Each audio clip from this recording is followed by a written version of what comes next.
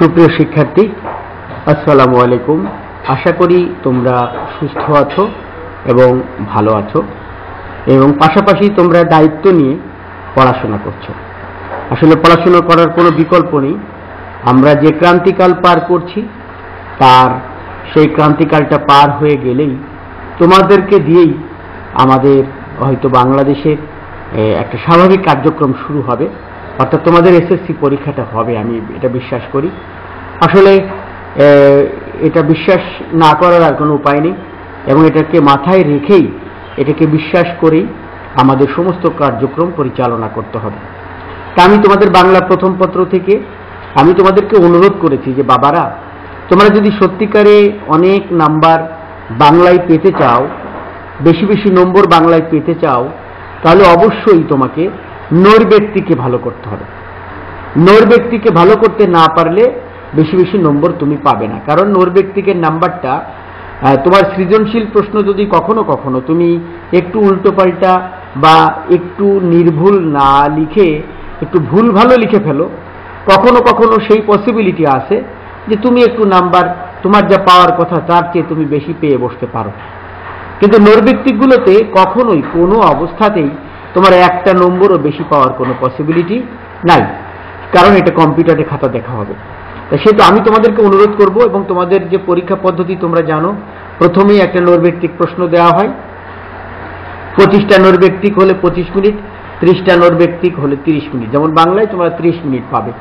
এই 30 মিনিটের মধ্যে তোমরা 30টা নৈর্ব্যক্তিক কারেক্ট করে দেওয়া, এটা অত্যন্ত জটিল কাজ, কঠিন কাজ। ভালো করে পড়াশোনা না থাকলে তোমরা পারবে না। সেই জন্য আমি তোমাদেরকে অনুরোধ করব, তোমরা বেশি বেশি করে নৈর্ব্যক্তিক পরীক্ষা দিতে হবে, নৈর্ব্যক্তিক করতে হবে। এবং তোমাদেরকে আমি বলেছিলাম যে তোমরা ইন্টারনেটে গিয়ে পরীক্ষার মানে ক্লাস 10-এর বা এসএসসি মডেল বা এসএসসি পরীক্ষার প্রস্তুতি, ওইখানে গিয়ে তোমরা অন্তত এক্সপার্ট, আমি জানি অনেকেই ছাত্রছাত্রীরা অনেক বেশি এক্সপার্ট, দেখবে ইন্টারনেটে পরীক্ষা দেওয়ার ব্যবস্থা আছে এবং সঙ্গে সঙ্গে 5-10 মিনিটের ভিতরেই মূল্যায়ন করে দেয় তারা।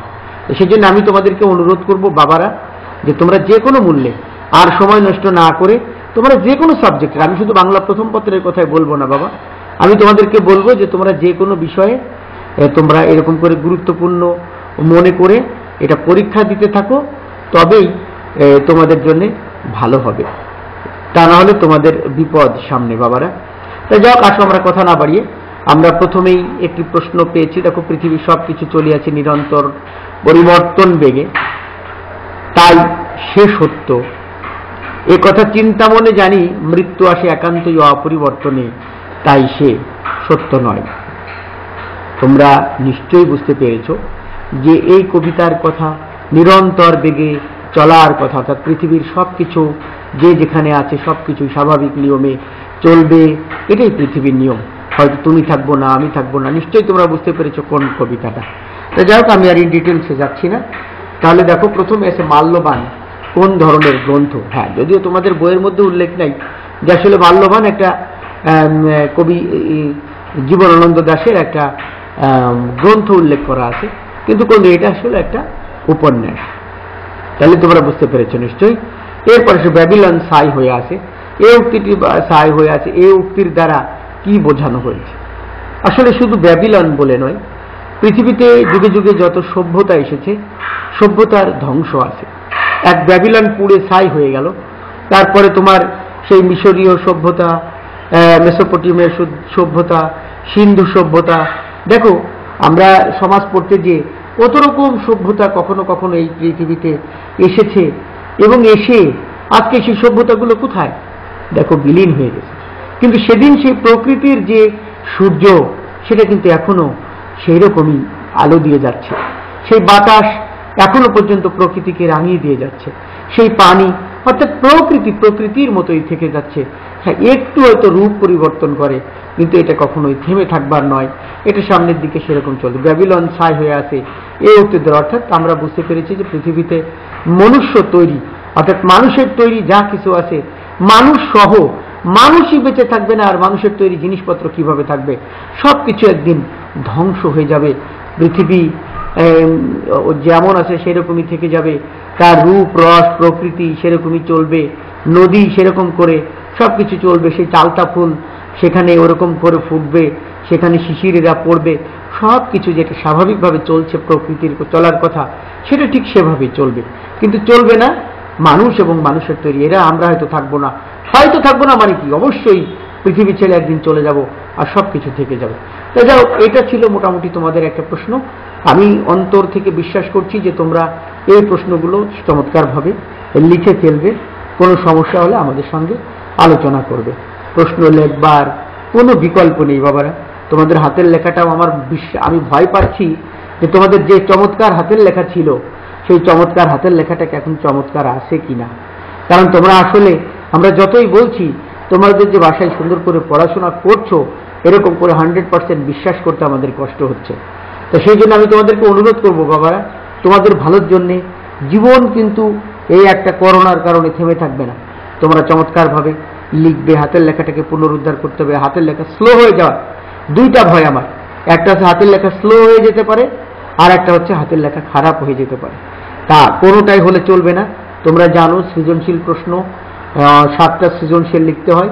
এই 7টা সৃজনশীল লিখে 2 ঘন্টা 30 মিনিটের মধ্যে, তার মধ্যে খাতা সাইন করে, অন্যান্য প্যারা আছে 5 মিনিট বাদ দাও, 2 ঘন্টা 25 মিনিটের মধ্যে তোমরা এই পরীক্ষাটা দেওয়া। 7টা সৃজনশীল প্রশ্ন লেখা। হাতের লেখা যদি সুন্দর না হয়, হাতের লেখা যদি স্লো হয়ে যায়, তাহলে তোমরা বেশি নম্বর তুলতে পারবে না। তা আমি বিশ্বাস করছি তোমরা এটা চমৎকারভাবে করবে বাবারা। উদ্দীপকে সেই দিন এই মাঠ কবিতার যে দিকটি ফুটে উঠেছে তা ব্যাখ্যা করো। একেবারে সহজ সরল দিকটি, সেই দিন এই মাঠ, এই কবিতার মধ্যে যে পৃথিবীর নিরন্তর বয়ে চলা এবং আমাদের যে মানুষ এবং মানুষের তৈরি সভ্যতা বা সব কিছু একদিন ডিস্ট্রয়েড হয়ে যাবে, ধ্বংস হয়ে যাবে এবং ওগুলো চলবে, এটা হচ্ছে মূল ভাব। উদ্দীপকে প্রতিফলিত দিকটি কি কবিতার সামগ্রিক পরিচয় মতামত। তোমার কাছে যদি মনে হয় যে উদ্দীপকে যে বিষয়টা ফুটে উঠেছে সেটাই যদি এই কবিতার সামগ্রিক একটা দিক হয়, তাহলে তুমি তার মতো করে, তোমার মতো করে যুক্তি উপস্থাপন করবে। হ্যাঁ, তুমি যদি মনে করো সামগ্রিক নয়, এটা আংশিক কোনো, তুমি সেটা মতামত তোমার মতো করে দিতে পারো। তুমি যদি দিতে পারো, আমি যতটুকু বুঝতে পারি যে এই কবিতাটার মূল যে কথাটা তার সঙ্গে এটা সামঞ্জস্যপূর্ণ, অর্থাৎ সামগ্রিক পরিচয় পাবে তুমি ইনশাল্লাহ। এরপরে আসো যে আরেকটা প্রশ্ন আমরা আনি, সেটা হচ্ছে আরেকটা জায়গা থেকে আনছি। জসিমের গরুটা 2 দিন ধরে কিছু খেতে পায়নি, তার পরিবারও 1 দিন ধরে অভুক্ত। গ্রামের অবস্থাপন্ন গৃহস্থ অধীর বাবুর কাছ থেকে 3000 টাকা ঋণ নিয়ে সাদা কাগজে টিপসই দিয়েছিল জসিম। হঠাৎ করে অধীর বাবু বলে যে জসিম নাকি তার সব আবাদি জমি বিক্রি করে দিয়েছে। এ দলিলও সে দেখায়। সব হারিয়ে জসিম আজ নিঃস্ব। তাহলে দেখো বাবারা, আমি এখানে একটা প্রশ্ন হয়তো লিখেছি, কিন্তু এটাই যে এক্সাক্ট কোনো প্রশ্ন, এটাই একমাত্র প্রশ্ন তা নয়। তোমরা জানো আগের প্রশ্নের বেলাতেও তাই। এই যে ক নম্বরের প্রশ্নের জন্য এটা তোমরা চমৎকারভাবে লিখবে, তোমরা শিখবে। এখানে অসংখ্য প্রশ্ন থাকতে পারে। শরৎচন্দ্রের জন্ম, মৃত্যু, কোথায় পড়াশোনা করেছেন, কোথায় ডিলিট উপাধি লাভ করেছেন, জগত্তারিণী উপাধি কোথায় লাভ করেছেন, তিনার জন্ম কোথায়, কোন পরিবারে, তারপরে তিনার উল্লেখযোগ্য গ্রন্থগুলো কি কি, এইগুলো নিয়ে তোমার এখান থেকে প্রশ্ন হতে পারে। তো যাই হোক, শরৎচন্দ্র কত সালে মৃত্যুবরণ করেন? আমরা জানি যে তিনি 1938 সালে মৃত্যুবরণ করেন। সে যেন একটা উৎসব বাঁধিয়ে গেল। কি সম্পর্কে, কেন এই কথা বলা হয়েছে? নিশ্চয়ই তোমরা বুঝতে পেরেছ। তোমরা বুঝতে পেরেছ যে তোমাদের এই অভাগী স্বর্গ ও গল্পের মধ্যে যে উল্লিখিত জমিদার রয়েছে, সেই জমিদারের কথা আমরা বুঝতে পেরেছি যে অধর রায় যে আসলে একটা তোমার ধনাঢ্য ব্যক্তি বা ধনী লোক।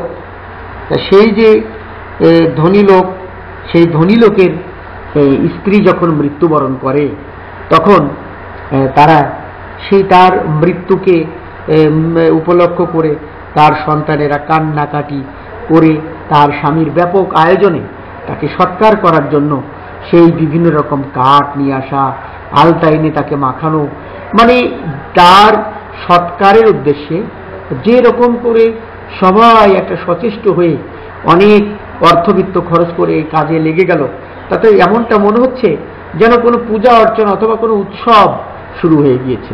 এটা হচ্ছে মূল কথা। যাই হোক, কাঙালি লাঞ্ছিত হওয়ার কারণ উদ্দীপকের আলোকে ব্যাখ্যা করো। তাহলে আমি নিশ্চয়ই মনে করি যে তোমরা পারবে খুব সুন্দরভাবে। কোনো প্রবলেম হলে তোমরা আমার সঙ্গে যোগাযোগ করবে, তোমরা নিজেদের মতো করে লিখবে, সেই প্রত্যাশাই আমি রাখছি। কাঙালি লাঞ্ছিত হওয়ার কারণ উদ্দীপকের আলোকে, অর্থাৎ কাঙালিও যে লাঞ্ছিত হয়েছিল, দেখো তার নিজের বাবার পোতা গাছ সে কেটে সে আজকে আর এক জায়গায় গিয়ে জমিদারের গোমস্থ দ্বারা সে অনেক ব্যাপক সমস্যার মধ্যে পড়ে যায়। যাই হোক, এগুলো তোমরা চমৎকারভাবে লিখবে। উদ্দীপক অভাগী সর্ব গল্পের মূল সুর যেন একই স্রোতধারায় উচ্চারিত, মন্তব্যটির সত্যতা যাচাই করো। যাই হোক, আমি বিশ্বাস করি তোমরা চমৎকারভাবে এটা করতে পারবে। তোমরা চমৎকারভাবে করে তারপরে তোমরা এই প্রশ্নগুলো নিয়ে কোনো সমস্যা হলে আমাকে বলবে, জানাবে। আমি বিশ্বাস করতেছি যে তোমরা এটা করবে আন্তরিকতার সাথে। আর তোমাদের অন্যান্য সাবজেক্টগুলোও, আমার বাংলা প্রথম পত্রের বেলায় আমি শুধুমাত্র বলছি, শুধু তা না, তোমরা ওরকম করে পরীক্ষা দেবে বাবারা। কারণ তুমি একটা মডেল টেস্ট পেপার কিনে সেখান থেকে যেমন পরীক্ষা দিতে পারতে, হয়তো মডেল টেস্ট পেপার এখনো পর্যন্ত বাজারে আসেনি, তাহলে তোমরা ইন্টারনেটে পরীক্ষা দিতে পারো। তোমার যতটুকু পড়া হবে তার উপরে তুমি পরীক্ষা দিতে পারো। তা ধন্যবাদ সবাইকে, সবাই ভালো থাকো, সুস্থ থাকো, এই প্রত্যাশা রেখে শেষ করছি। আল্লাহ।